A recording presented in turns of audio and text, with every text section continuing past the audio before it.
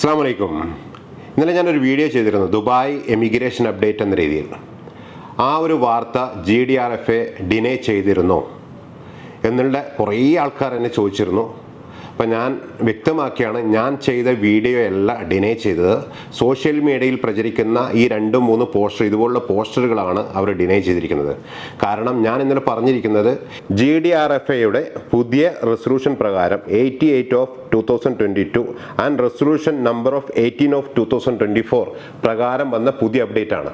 ഏതെങ്കിലും ഒരു tourist UAE വരികയാണെങ്കിൽ 10 ദിവസത്തിൽ കൂടുതൽ അവർ ഓവർസ്റ്റേ ആവുകയാണെങ്കിൽ അവർ നിർബന്ധമായും സ്വന്തം കൺട്രിയിലേക്കോ അല്ലെങ്കിൽ സ്പോൺസറായ കമ്പനി അവരെ ബ്ലാക്ക് ലിസ്റ്റോ ചെയ്യണം. അല്ലാത്ത പക്ഷം അവരിൽ നിന്നും 1000 ദിർഹംസ് അഡീഷണലായി ദുബായ് എമിഗ്രേഷൻ കളക്ട് ചെയ്യും. അതായത് നമ്മുടെ ഡിപ്പോസിറ്റിൽ നിന്നും അവർ ഡിഡക്റ്റ് ചെയ്യുമെന്ന് തന്നെയാണ് നമുക്ക് കിട്ടിയ അപ്ഡേഷൻ.